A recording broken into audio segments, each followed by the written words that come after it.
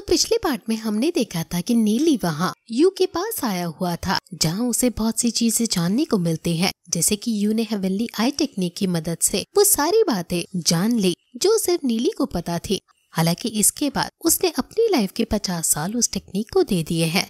अभी नीली उससे बहुत दुखी था, पर इसके बाद वो दोनों ही नीली के नेक्स्ट स्टेप की बात करते हैं। नीली को युनशन सेक्ट का लीडर बनना है, इसलिए यू उससे कहती है कि उसे लॉन्ग की हेल्प लेनी चाहिए। अब देखा जाए तो लॉन्ग नीली की बहुत बड़ी दुश्मन है, क्योंकि उसने पिछली लाइफ में यू को मारा था। इस वजह से नीली उसे बहुत हेट करता है, पर अब जब उसकी मास्टर ये चीज कह रही है, इसलिए वो मना नहीं कर सकता था। हालांकि अब जब नीली वहाँ से वापस अपने घर जा रहा था, तब उसकी मुलाकात लॉन्ग से होती है। तो अब इस पार्ट की स्टार्टिंग इसी के आगे से होती है। हम देखते हैं कि अभी लॉन्ग थोड़ी सी घबराई हुई लग रही थी। नीली उसे देखता है और सोचता है कि भले ही लॉन्ग ने पिछली लाइफ में मेरी मास्टर को मारा था, लेकिन उसका भी एक रीजन था। वो सोचता है कि तब लॉन्ग बहुत ताकतवर थी। तब के हिसाब से देखा जाए तो अभी उसके पास कुछ भी नहीं है, और वैसे भी दुश्मनों से लड़ना एक हद तक तब तक सही है जब तक उन्हें सुधारा ना जा सके। लेकिन अभी तो मेरे पास बहुत टाइम है, अगर मैं चाहूँ तो इसे पूरी तरह से बदल भी सकता हूँ।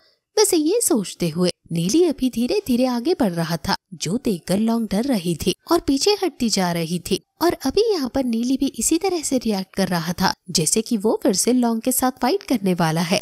अब लॉन्ग डर जाती है और चिल्लाती है कि तुम क्या सोच रहे हो, लेकिन नीली कहता है कि तुम्हें चिल्लाने की या डरने की कोई जरूरत नहीं है। अभी नीली मन में सोचता है कि आखिर लॉन्ग इस तरह से कैसे बिहेव कर सकती है, क्योंकि वो तो बहुत ही ज्यादा एरोगेंट थी। वैसे नीली को याद आता है कि लॉन्ग के जो फादर थे वो लॉन्ग जब बहुत छोटी थी तभी मर गए थे, और फिर लॉन्ग की मदर ने दूसरी शादी कर ली थी। नीली को लगता है कि शायद इसी वजह से लॉन्ग का बिहेवियर कभी कभी थोड़ा एरोगेंट रहता है। वैसे अब वो हाथ आगे बढ़ाता है, जो देखते हुए लॉन्ग और ज्यादा डर जाती है, पर वो सिर्फ उसके कंधे पर हाथ रख रहा था। वो ऐसा करते हुए कहता है कि मुझे नहीं पता कि तुम यहाँ पर क्या करने आई हो, लेकिन यहाँ पर जो लेडी रहती है मिस यू, वो मेरी मास्टर है। इस वजह से मैं चाहता हूँ कि तुम उन्हें बिल्कुल परेशान ना करो। अगर तुम दोनों के बीच कोई मिसअंडरस्टैंडिंग हो तो तुम उसे दूर कर सकती हो। क्या तुम मेरी बात समझ गई? पर इस पर लॉन्ग सिर्फ हाँ करती है, और ये सुनकर नीली सोचता है कि क्या सच में लॉन्ग जैसी एरोगेंट लड़की से बात मनवाना इतना आसान हो सकता है। वैसे अब इसके बाद वो जाने लगा था, लेकिन तभी लॉन्ग उसे रोकती है और कहती है कि तुम्हें याद होगा कि फाइट के दौरान तुमने मुझसे कहा था कि मैं यहाँ से जितना हो सके उतना दूर चली जाऊं, तो तब तुम्हारा क्या मतलब था और तुमने मुझे ऐसा क्यों कहा था? इस पर नीली कहता है कि अगर मैं सच में तुम्हें मतलब बताने बैठूंगा तो तुम्हें कुछ भी समझ नहीं आएगा और तुम कंफ्यूज हो जाओगे। तुम बस इतना समझ लो कि वो बस मेरी गलतफहमी थी, और अगर तुम और मास्टर यू आपस में दोस्त बन सको तो मुझे भी तुम्हारे साथ दोस्ती करने में कोई तकलीफ नहीं है। साथ ही वो कहता है कि तुम मेरी बात मानोगे कि नहीं, ये बात तुम कल मुझे आराम से बता देना। अब इसके बाद नीली उसे बाय कहते हुए चला गया था।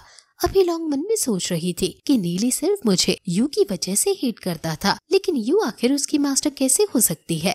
असल में नीली और यू की एज देखी जाए तो उसमें बहुत थोड़ा सा ही डिफरेंस है, और वैसे भी नीली को अभी यहाँ इस जगह पर आए कुछ ज्यादा टाइम नहीं हुआ है।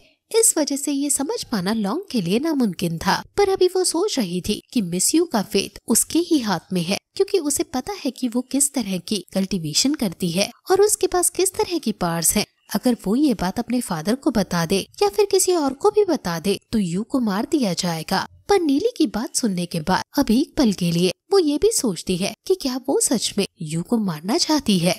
वैसे अब इसके बाद यहाँ से सीन चेंज होता है। हम देखते हैं कि नीली अभी अपने घर पर पहुँच चुका था, लेकिन जब वो बाहर था तभी उसे अपने कमरे से बहुत ही तेज लाइट निकलती हुई दिखती है। वो अंदर आते हुए ये समझ जाता है कि गॉडेस यू यान ने डेस्टिनी रियलम को अचीव कर लिया। हालांकि वो ये चीज भी नोटिस करता है कि गॉडेस यू यान की जो डेस्टिनी रियलम की एनर्जी थी वो ऑर्डिनरी ह्यूमन से कहीं ज्यादा है।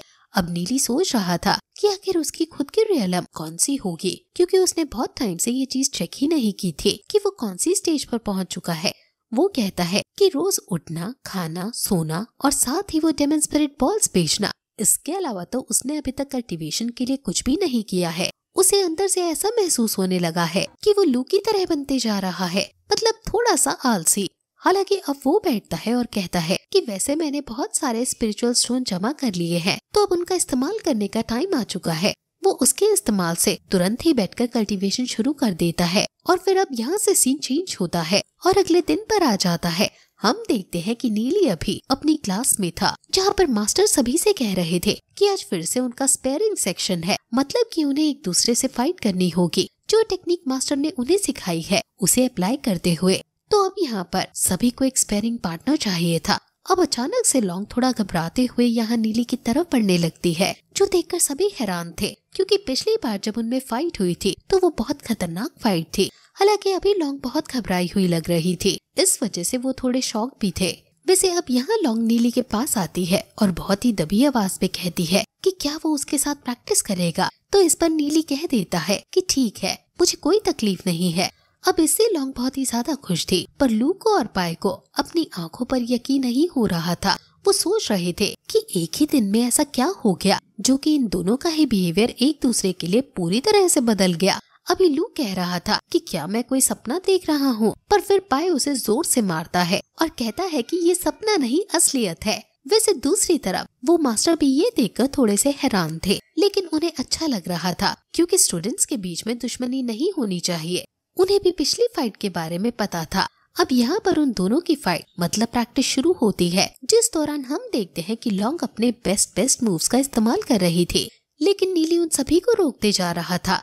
साथ ही नीली उसे इंस्ट्रक्शंस भी दे रहा था कि वो क्या गलती कर रही है, जैसे कि वो थोड़ा पीछे हटकर हमला कर रही है, जबकि उसके अटैक क्लोज रेंज वाले हैं, इसलिए उसे थोड़ा पास रहकर हमला करना चाहिए। साथ ही यहाँ नीली उसके वीक पॉइंट्स भी बताता है। वो वीक पॉइंट पर पंच करते हुए उसे वहाँ से दूर हटा देता है और कहता है कि उसे अपने वीक पॉइंट्स को कवर कर रखना चाहिए। अब लॉन्ग समझ गई थी कि नीली की पार तो इससे भी ज्यादा है, पर वो अभी सिर्फ अपनी कुछ ही पार का इस्तेमाल कर रहा है, लेकिन ये उसकी प्रैक्टिस के लिए अच्छा है। वैसे अब इसके बाद लॉन्ग स्पीड का सहारा लेती है। वो बहुत ही तेजी से भागते हुए हमला कर रही थी, लेकिन नीली फिर भी उसके अटैक को रोक लेता है।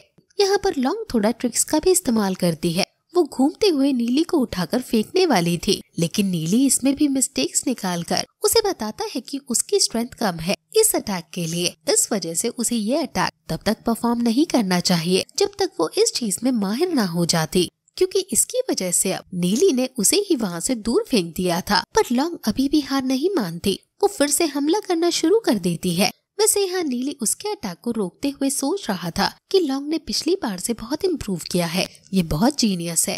वैसे दूसरी तरफ मास्टर भी सोच रहे थे कि इनके अटैक में कुछ भी गलतियाँ निकालना बहुत मुश्किल है। मुझे नहीं लगता कि ये वाली क्लास इनके लिए है। वैसे अब यहाँ से ये स्टोरी थोड़ी सी फास्ट चलती है।